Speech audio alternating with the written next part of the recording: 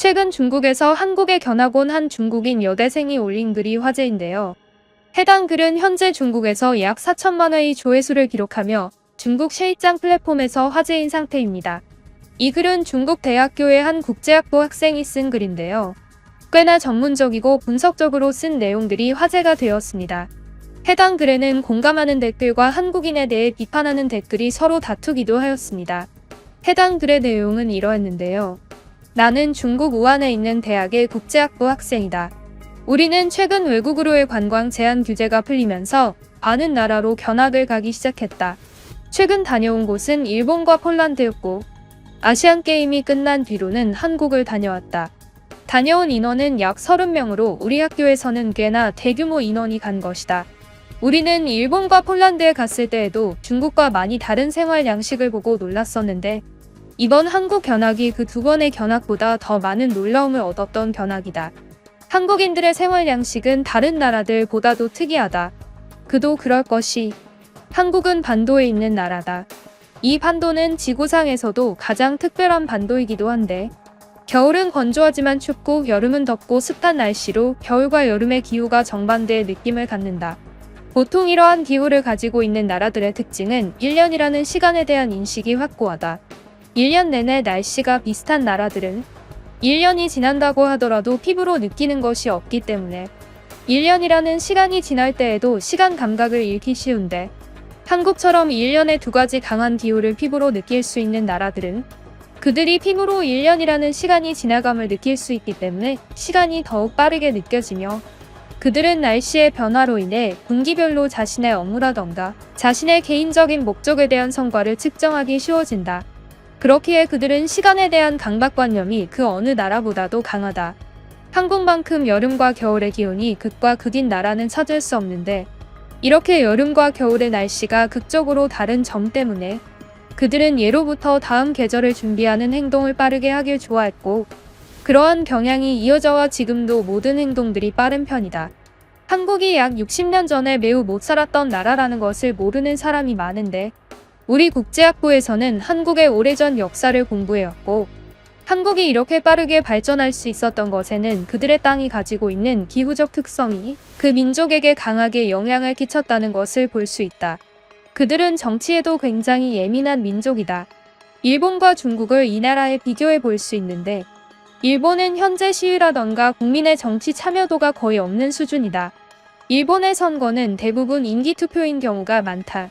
사상과 정책을 떠나서 카리스마가 좋거나 잘생겼다거나 말을 잘하는 사람을 단순히 뽑는 경우가 많다. 중국도 마찬가지로 국민들의 정치 참여가 완전히 없는 수준이며 중국은 그러한 것이 제한되어 있는 것이 사실이다. 하지만 한국의 경우는 거의 대부분의 국민이 정치에 참여하길 원하며 그들은 인물이 아무리 말을 잘하고 성격이 뛰어나더라도 그들의 체제를 가장 중요시 여기며 그들이 지지하는 사상에 반대되는 행위를 하는 정치인을 극도로 배척한다. 이 또한 기후의 영향이 큰데 한국은 기원전 유목민 민족이었으며 그들의 생과 사는 우두머리의 지도 하에서 결정되는 경우가 많았다.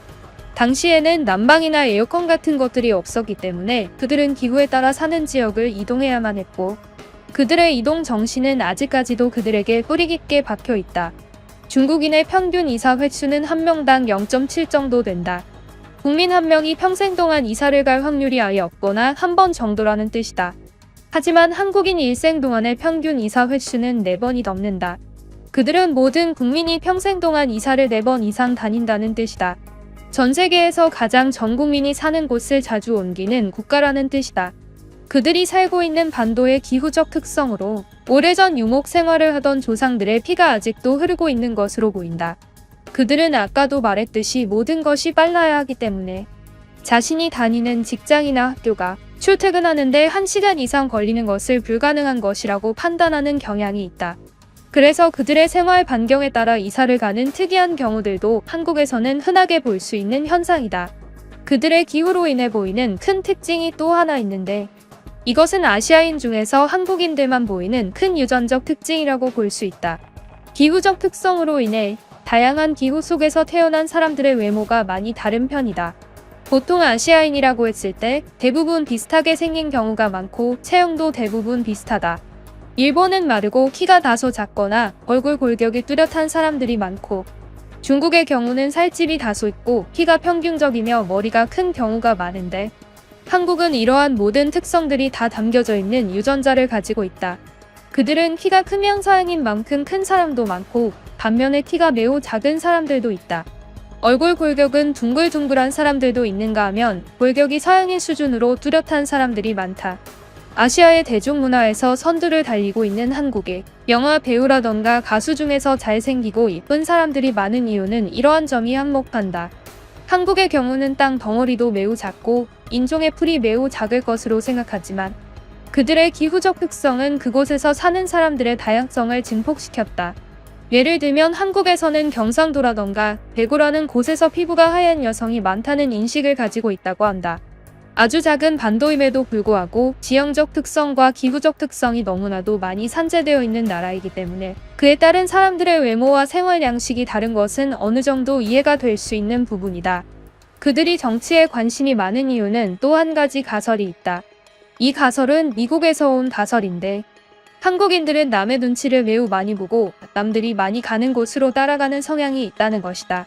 미국의 한 유명 교수의 가설은 이것을 기후의 특징이라기보다는 한국전쟁의 유산으로 봤다. 나는 이 말에 적극적으로 동의하는데, 한국전쟁이 있던 당시 한국에서 살고 있던 대부분의 사람들은 피난민이 되었다. 다 같이 큰 다리를 건너든 큰 시골길을 피난길로 걸어가든 그들은 항상 많은 사람들이 가는 곳을 따라가야만 했고, 만약 그들을 지휘하는 사람이 판단력이 좋지 않은 사람이라면 그것을 따라가던 사람들은 모두 죽었다는 뜻이다. 그들은 옳은 지도자를 따라서 피난을 가야만 했고, 혼자서 그 무리에서 벗어나 행동하면 북한군에게 발견되어서 죽임을 당했다는 것이다. 그렇기 때문에 많은 사람들이 옳게 판단하는 지도자를 뽑아야 했으며, 항상 많은 사람들이 가는 곳을 따라가야만 했고, 그렇게 살아남은 사람들의 후손이 지금의 한국인들이기 때문에 그들은 항상 지도자를 뽑는 정치에 관심이 많으며 항상 남의 눈치를 보다가 남들이 하는 대로 따라가는 경향이 크다는 것이다.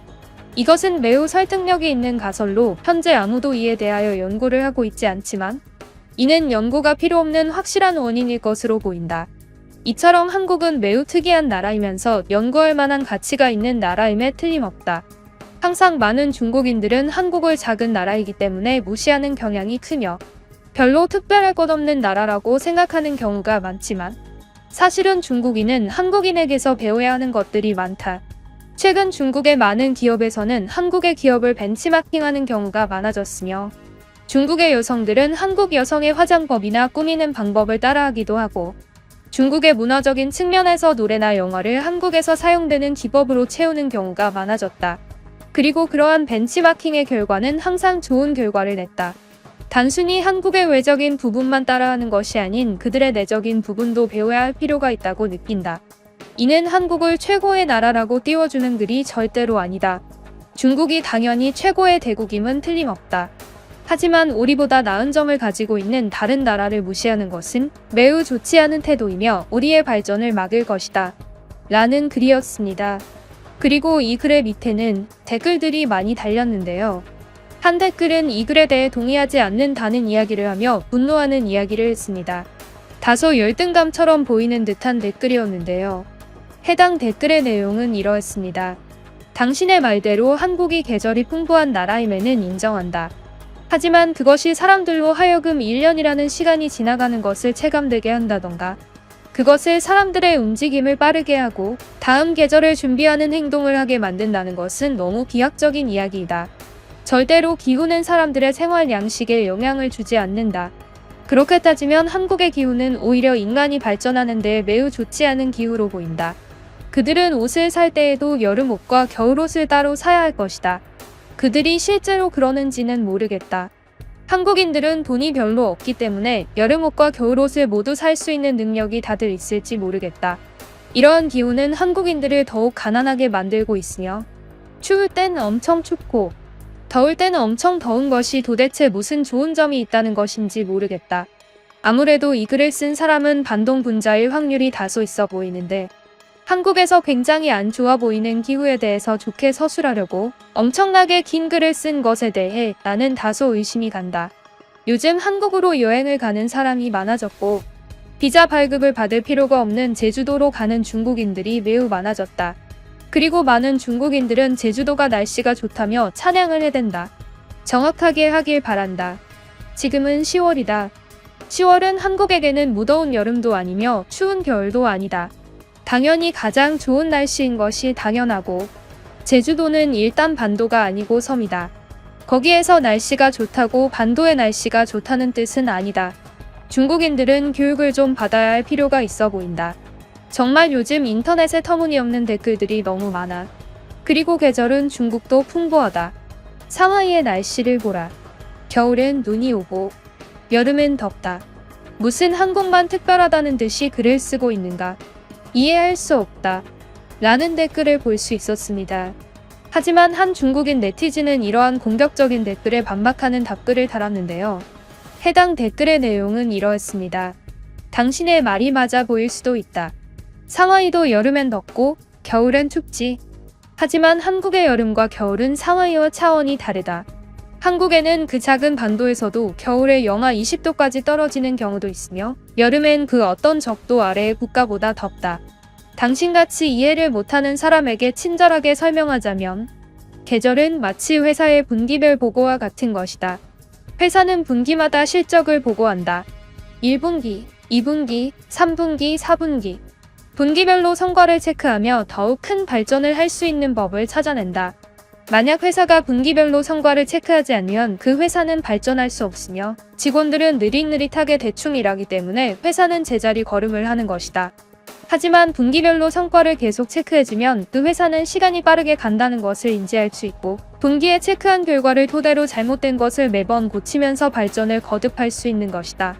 한국인들에게 강한 사계절은 바로 이러한 분기별 실적 체크와 같게 작용되는 것이다.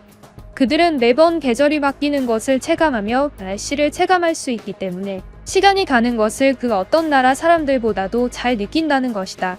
만약 계절이 봄, 여름, 가을, 겨울 전부 지났는데 자신이 발전된 게 없다고 생각되는 사람들은 다음 연도에 더 열심히 일을 하려고 할 것이다. 이는 사실 당연한 것이다. 중국은 매번 새해마다 다짐을 하는 사람들이 있다. 모든 국민들이 시간이 지나가고 있음을 상기하기 위해 새해를 기념하는 것이다. 하지만 한국인들은 새해가 1년에 4번 있는 꼴이나 같다. 그들은 옷을 1년에 4번을 바꿔야 하며 항상 시간이 가는 것을 느끼고 있기 때문. 그리고 한국인이 돈이 없어서 옷을 다양하게 구비하지 못한다는 것은 사실 선동이다. 솔직히 말이 안 되지 않는가? 한국인들은 모두 시베리아의 추운 눈을 견딜 수 있는 옷부터 사하라 사막에서도 입을 수 있는 시원한 옷들 모두를 구비해 놓는 민족이다. 확실히 불편해 보이기는 하지만 국가적으로 기후가 도움이 되었다는 것은 부정할 수 없는 사실이다. 라는 댓글이 달리기도 하였습니다. 오늘 글은 해당 중국 여대생이 꽤나 분석적으로 작성한 글이라서 구독자분들께 공유드릴 가치가 있다고 생각해서 가져와 봤습니다. 하지만 글 마지막엔 여전히 대국이라는 표현이 들어가면서 눈살이 찌푸려지기도 하였는데요. 유익하게 보셨다면 좋아요는 눌러주지 않으셔도 되지만 구독을 꼭 눌러주시기 바랍니다. 구독은 해외 글들을 가져오고 번역하는 데 큰 힘이 됩니다. 그럼 지금까지 뉴스품의 안기자였습니다. 감사합니다.